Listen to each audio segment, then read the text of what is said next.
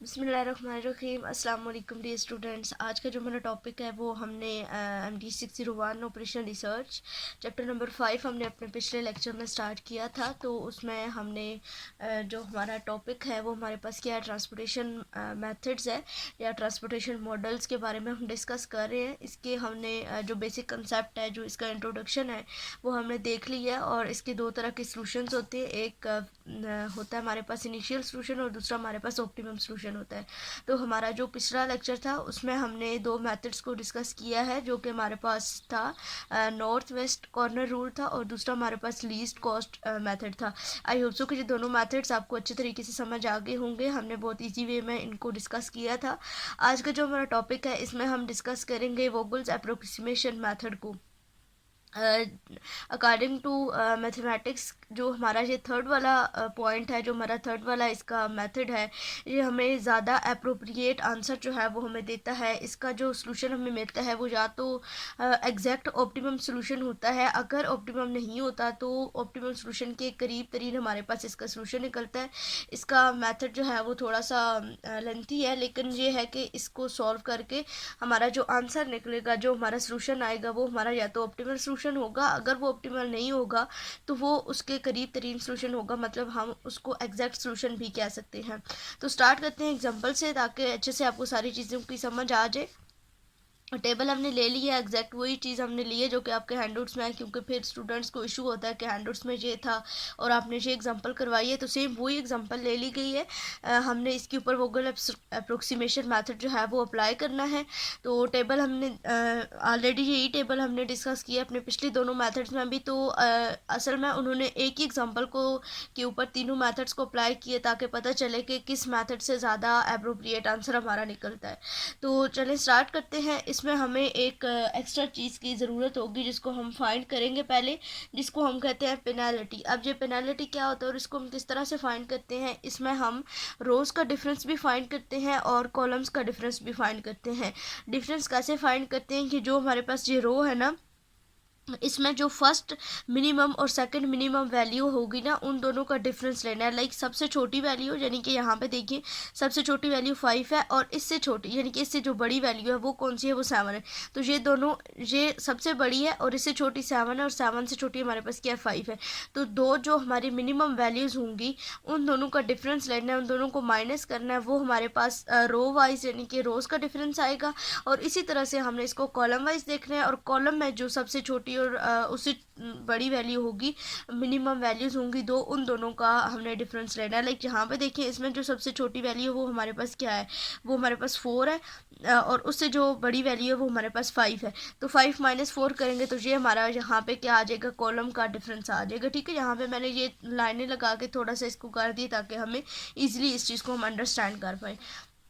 तो स्टार्ट करते हैं। पहले हम जो हमारे पास नॉर्थ वेस्ट कॉर्नर रूल था उसको हम डायरेक्ट यहाँ से स्टार्ट कर देते थे। जो हमारा लीस्ट कॉस्ट मेथड था उसमें हम पूरे टेबल में से देखते थे कि जो सबसे छोटी वैल्यू होती थी उससे हम स्टार्ट लेते थे। और आज जो हमने करना है वो हमने पहले इन सब की पेनल्टी फाइंड करनी है, रो वाइज भी और कॉलम वाइज भी। फिर उस पेनल्टी में यानी कि पहले फर्स्ट रो P1 फाइंड करना है, और उन P1 में से रो वाइज भी और कॉलम वाइज भी जो लार्जेस्ट पेनाल्टी होगी, यानी कि जो हमारे पास बड़ी वैल्यू आएगी पेनाल्टी की, उसको हम लेंगे, चाहे वो फिर रो में आ रही हो या फिर वो कॉलम में आ रही हो, उसको हम लेंगे। और फिर उस हिसाब से आगे हम उसी तरह से सेम कैलकुलेशंस करेंगे जिस तरह हमने आगे किए हैं। तो स्टार्ट करते हैं। सबसे पहले हम इसकी रो वाइज कर लेते हैं। P1 जब हम फाइंड करेंगे रो वाइज तो हमारे पास क्या निकलेगी, देखिए यहाँ पे हमारे पास जो सबसे छोटी वैल्यू है वो 5 है और उससे जो बड़ी वैल्यू है वो हमारे पास 7 है। तो मीन्स कि हमने 7 माइनस 5 करना है। जब हम 7 माइनस 5 करेंगे तो हमारे पास क्या आ जाएगा, यहाँ पे 2 आ जाएगा।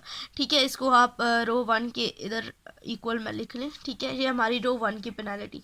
उसके बाद रो 2 के निकालें। यहाँ पे जब सेम आ जाएंगे दोनों दो लफ्ज़ जो हैं वो जो मिनिमम वैल्यूज़ होंगी वो सेम आ जाएंगी, तो उसकी पेनल्टी आपके पास 0 आएगी। चाहे वो रोज़ में हो या कॉलम में हो, मैटर नहीं करता, अगर वो सेम होंगी तो उसकी पेनल्टी क्या हो जाएगी, आपकी ज़ीरो हो जाएगी। ठीक है, उसके बाद लास्ट वाले देखिए यहाँ पे भी 7 7 दो दो है, तो ये भी हमारी पेनल्टी रो 3 की भी 0 हो जाएगी। अब हम इसी तरह से कॉलम की पेनल्टीज़ को फाइंड करेंगे। यहाँ पे देखिए 5 4 एंड 6 है, तो सबसे जो छोटी वैल्यू वो हमारे पास क्या है, यहाँ पे 4 है, और उससे जो बड़ी है वो हमारे पास 5 है, तो 5 माइनस 4 हमारा क्या हो जाएगा, 1 हो जाएगा। उस 1 को हम यहाँ पे कॉलम 1 के नीचे लिख देंगे। सेम इसी तरह से 7 4 और 7 है, तो यहाँ पे 7 7 दो दफ़ा हमारे पास आ गया है, और जो छोटी वैल्यू है वो हमारे पास क्या है, 4 है, तो 7 7 दो दफ़ा सेम आ गए, तो इसका जो पेनल्टी है वो हमारे पास क्या हो जाएगी, 0 हो जाएगी। फिर इसी तरह से आगे हम देखें तो यहाँ पे जो सबसे छोटी वैल्यू वो हमारे पास 6 है, और जो उससे बड़ी है वो हमारे पास 7 है, तो 7 माइनस 6 हमारे पास क्या हो जाएगा, यहाँ पे 1 हो जाएगा, वो 1 हम यहाँ पे लिख देंगे। अब इस कॉलम की पेनाल्टीज़ में से भी और रोज़ की पेनाल्टीज़ में से भी जो सबसे बड़ी वैल्यू होगी उसको हमने लेना है। लाइक यहाँ पे 2 बड़ा है ना, तो यहाँ पे हम छोटा सा एक एरो लगा देते हैं ताकि हमें इजीली समझ आ जाए। तो अब ये जो इसके सामने रो है ना, इस रो में से जो अब सबसे छोटी वैल्यू होगी वो हमने लेनी है, और उसके फिर आगे डिमांड और सप्लाई जिस तरह से हम फाइंड करते हैं उसके ऊपर जो वैल्यू हम लिखते थे वो हम फाइंड कर लेंगे। तो यहाँ पे अब सबसे छोटी वैल्यू हमारी क्या है, 5 है, तो इस 5 के ऊपर हम बना लेते हैं छोटा सा सर्कल, और इसकी डिमांड्स और सप्लाई में जो मिनिमम वैल्यू है वो 65 है, तो यहाँ पे हमारा क्या आ जाएगा, 65 आ जाएगा। फिर सेम इसी तरीके से जैसे हमने पीछे डिस्कस किया था कि ये 65 हमारा फिर कैंसिल होकर यहाँ पे 0 बना देगा, और जो 70 है ये माइनस हो जाएगा 65 में से, तो 70 माइनस 65 हमारे पास क्या आ जाएगा, यहाँ पे 5 आ जाएगा, और जो 0 बनेगा वो पूरा कॉलम हो या रो हो वो हम उसको कैंसिल कर देंगे, वो हमारा कैंसिल हो जाएगा। ठीक है, यही स्टेप हमने पीछे भी फॉलो किया था, अब आगे सेम इसी तरह से। अच्छा, ये हमारा हो गया। उसके बाद अब हमने P2 फाइंड करना है। अब हमने डायरेक्ट फिर ये नहीं देखना कि इनमें से मिनिमम कौन सी मैक्सिमम कौन सी है। अब दोबारा से नेक्स्ट स्टेप करने के लिए भी हमें जो है वो P2 फाइंड, इनकी पेनल्टी 2 फाइंड करनी पड़ेगी। अब जो चीज़ें हमारी ख़त्म होगी, मीन्स जैसे कि ये कॉलम 1 है, ये कॉलम 1 ख़त्म हो गए, तो इसकी हम नहीं फाइंड करेंगे, बाकी जो हमारे पास रिमेनिंग है उनकी रोज़ की भी और कॉलम्स की भी हम फाइंड करेंगे। तो यहाँ पे हमारे पास पीछे क्या रह गया, यहाँ पे 7 और 8 हमारे पास जस्ट बचा है। ठीक है, तो इस 7 की और 8 की जब हम पेनल्टी निकालेंगे तो 8 माइनस 7 क्या हो जाएगा, जहाँ पे हमारे पास 1 आ जाएगा। 6 और 4 है, तो 6 माइनस 4 हमारा यहाँ पे 2 आ जाएगा। 7 और 7 दोनों सेम है, तो यहाँ पे 0 आ जाएगा। सेम इसी तरह से जब हम इसकी कॉलम वाइज फाइंड करेंगे तो ये हमारा ख़त्म हो गया, तो इसकी हम पेनल्टी फाइंड नहीं कर सकते। यहाँ पे 7 7 2 टाइम है, तो यहाँ पे हमारा 0 आ जाएगा। यहाँ पे हमारी स्मॉलेस्ट जो है वो 6 है, और उससे बड़ी 7 है, तो 7 माइनस 6 हमारा क्या आ जाएगा, यहाँ पे आ जाएगा जी 1 आ जाएगा। उसके बाद अब फिर दोबारा से हमने P2 में रो में भी और कॉलम में भी देखना है ग्रेटर वैल्यू कौन सी है। ग्रेटर वैल्यू हमारी यहाँ पे 2 है, तो हम इस 2 को ले लेना है, तो मीन्स कि अब हमने रो 2 में से सबसे स्मॉलेस्ट वैल्यू को लेना है। लाइक यहाँ पे जो स्मॉलेस्ट वैल्यू 4 और 6 में से 4 है, तो हमारा यहाँ पे क्या आ जाएगा, 4 आ जाएगा। अब 4 की मिनिमम क्या है, सप्लाई है या डिमांड है, तो हमारे पास सप्लाई है, तो यहाँ पे हमारा क्या आ जाएगा, 30 आ जाएगा। और बाकी अब हमारा जो 30 है वो हमारा बन जाएगा 0। इस 30 को हम 0 कर देते हैं, और ये हमारा जो 42 है, 42 में से जब 30 माइनस होंगे तो हमारे पास क्या आ जाएगा, 12 आ जाएगा, वो हमने यहाँ पे 12 लिख दिया। अच्छा, उसके बाद अब हमारा ये जो 0 हुई है, ये हमारी रो अब ख़त्म हो जाएगी, जैसे हम पीछे कर रहे थे अपने पिछले दोनों मेथड्स में। अब ये 0 हो गई है। ठीक है, अब उसके बाद अब हमने नेक्स्ट स्टेप जाना है, तो फिर हमें P3 फाइंड करनी पड़ेगी। बाकी जो अब रिमेनिंग चीज़ें हैं उनको लेके अब हम क्या करेंगे, P3 को फाइंड करेंगे। तो 8 माइनस 7 क्या हो जाएगा, हमारे पास 1 हो जाएगा। उसके बाद नेक्स्ट हमारे पास जहाँ पे ये पूरी रो ख़त्म हो गई, तो ये हम इसकी नहीं फाइंड करेंगे। 7 माइनस 7 है, तो वो हमारा यहाँ 7 7 सेम है, तो वो हमारा यहाँ पे 0 हो जाएगा। इसी तरह से हम कॉलम वाइज भी फाइंड कर लेंगे। ये कॉलम की हम नहीं फाइंड कर सकते, इन दोनों में दोनों सेम है, 7 7 0 आ जाएगा।